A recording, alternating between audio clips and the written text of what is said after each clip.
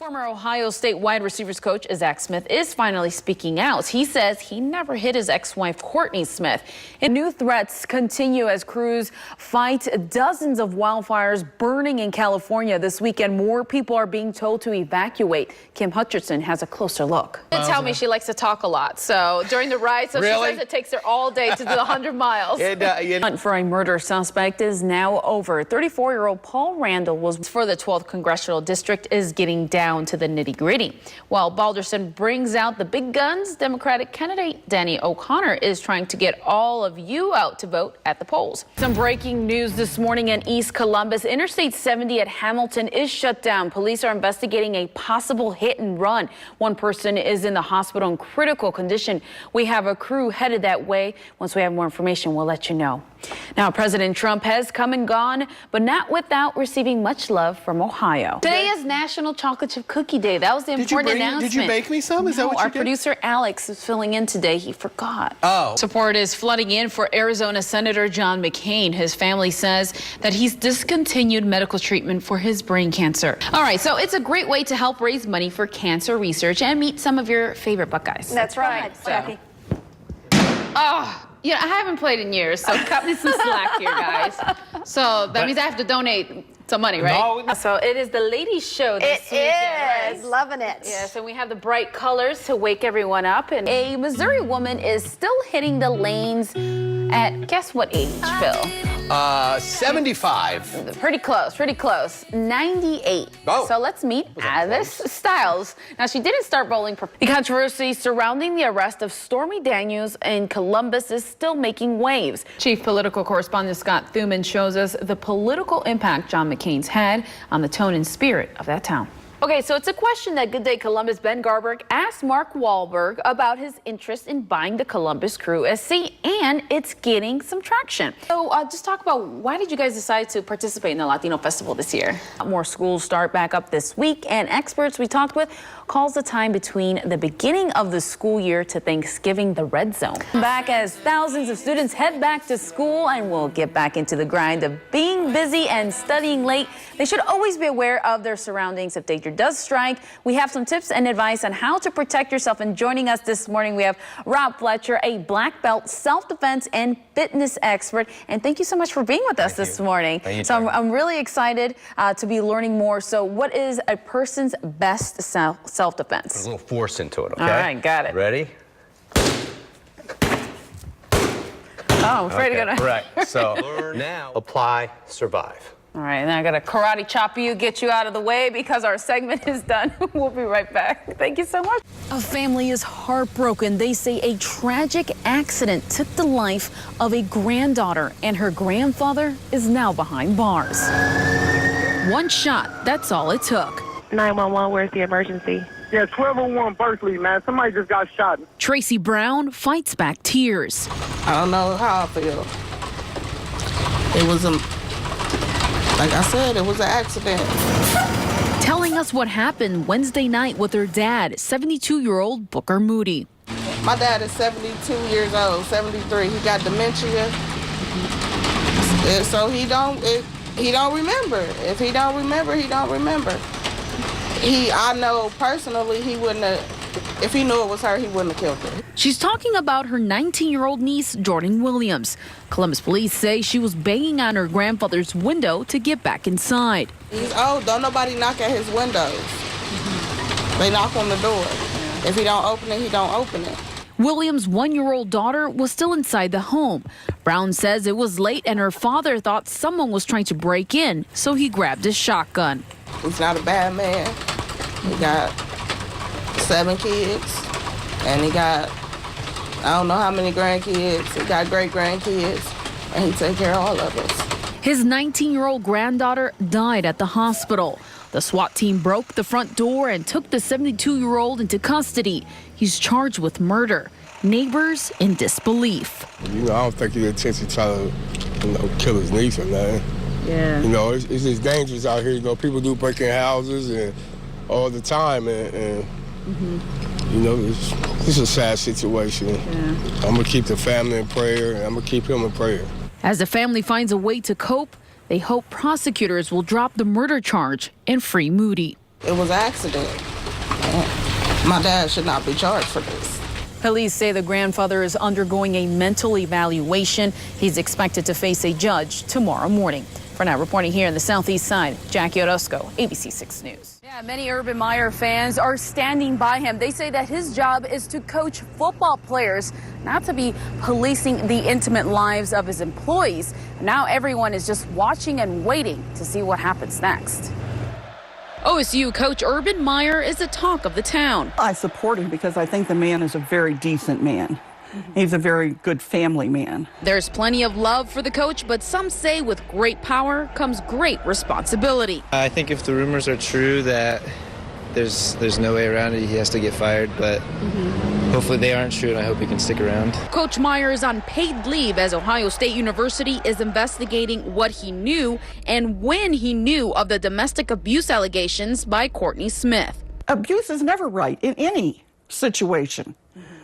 But this witch hunt that goes on, starting to blame the people around them, it has got to end. Supporters say too many people are putting blame on the coach instead of the alleged abuser. Either way it goes, many OSU fans say it's not looking good for Coach Meyer. If you're in a position of power like that, you should always take a stand against domestic violence. But I still don't think he should lose his job over it.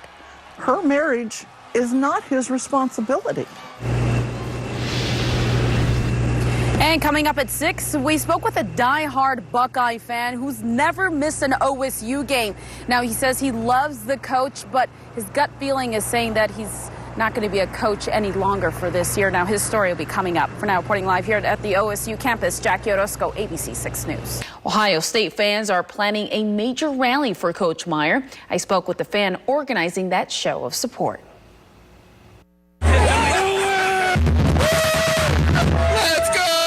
Jeff Hams of Myrtle Beach is on his way to Columbus. This is Tennessee Jeff, down in Myrtle Beach right now. He posted this video telling his thousands of Buckeye fans that he wants to hold a rally on campus to support Coach Urban Meyer. A peaceful rally at Ohio State University for Coach Urban Meyer. Just because I thought, I've been thinking there's been so much negative press with Coach Meyer. He says he just got the okay from the university to hold it on campus. All fans invited. It shows the people that are on the board reviewing what he's done and stuff like that we care and we support him. I just hope that they resolve it fairly quickly so he can get back to coaching. Even though there are many coach supporters out there, Free Urban. people we spoke with say Meyer should still face some consequences over his former assistant coach Zach Smith's alleged actions. I think he should be suspended. I don't think he should lose his job for it. I think it was a mistake, but at the end of the day, I think he deserves a second chance. I think he does a lot for this community and our school and everything. So I think it's good to support him. The details about the rally are still getting hammered out, but it'll be in the next few days. The goal, to get as many passionate Buckeye fans out on campus to show love for Coach Urban Meyer. Please, if you live anywhere near Columbus, come down. I'll buy you lunch when we're down there. Thank you and go Bucks. Police say that the baby and the mother, they're both doing fine. Now, the local hospital telling us that due to privacy that they cannot give any information on how the family, if the family is still in the hospital. But everything started right here at this parking lot when 911 calls started coming in after they saw the mother's boyfriend passed out in a car. 911 emergency. There's a man that appears to be passed out in his car. Minutes later, a second 911 call comes in from this Burger King in Chillicothe. There is a guy that looks like he's OD in my parking lot. He's in the front, and his girlfriend is in the bathroom. She looks like she's on something. Okay, are you at Burger King on Western Avenue?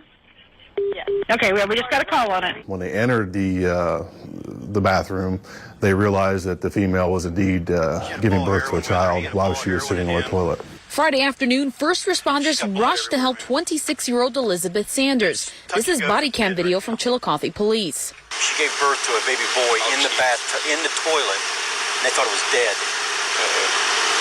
There's blood everywhere. You see them treating her. They say they also found heroin next to her in the bathroom. Due to her level of impairment, she was completely unaware that or at least believed to be unaware that she was giving birth at the time. And she didn't become aware of that until later on at the hospital. Police say the baby was face up in the toilet and was breathing. You see first responders giving oxygen to the baby boy in the ambulance. It is a miracle. It's a very fortunate miracle that this child is alive. And I've been doing this. I've been in this line of work for 16 years, and this is my first. This is the first for me seeing something like this. Sanders' boyfriend, 26-year-old Zachary Frey, was outside the Burger King, passed out in his car. Cops later arresting him. There also was opiates found on him, so therefore he will be prosecuted accordingly. Police say the couple has a lengthy criminal record. After Sanders was treated at the hospital, she was arrested on an unrelated case involving theft. No one was home when we went to her house, but across the street, Caroline Locke is friends with the family. It's sad. Breaks my heart. She didn't want to show her face. I just thank the good Lord above that the baby lived. But tells us Sanders has 2 other kids and has been battling a drug addiction for years. She's been in rehab before, and it didn't help. She hopes she gets the help she needs. I love Liz. You know, I can't help but love her. And my prayers is she will straighten up and get off those drugs and start living a clean life. Right now, police tell us they don't know who will have custody of the baby, but they do tell us that more charges are pending for Sanders and her boyfriend once her blood work is complete. For now, reporting live here in Chillicothe, Jackie Orozco, ABC 6 News. Chillicothe firefighters say the opioid crisis is a constant battle. They said years ago someone who overdosed on drugs would only need 2 milligrams of Narcan, but now it could even go up to 4, 6, 8, or even much more to bring them back to life. It's a sound that's become all too familiar in Ross County. The overdoses have definitely increased. Captain Don Zinderin has been a firefighter in Chillicothe for the past 13 years. The drugs are getting stronger. He says the amount of calls of overdoses comes in waves. We've had 8 overdoses in a 24-hour shift. We've had 8 overdoses in 8 hours. He says responding to scenes like this happens way too often. Hey, partner. What's up, man? You care to turn the car off for me real quick? This is body cam video from Chillicothe police. Officers arrested 26-year-old Zachary Frey on possession of drugs last week. What are you doing, sleeping out here?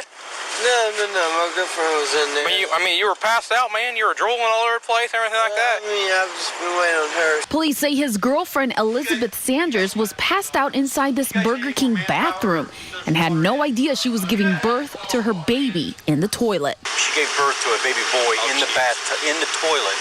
They thought it was dead. There's blood everywhere. Cops say they found heroin next to her. No word if she'll face any charges on that, but she was arrested on an unrelated case involving theft. Her family says she's been to rehab before and is currently getting treatment again. It's kind of at a standstill. I think every community is having problems with it, and we're just doing the best we can to cope with it. Taking a toll on first responders, too. They've just come numb to it a little bit. In fact, during our interview, a call came in about a woman passed out in a bank parking lot.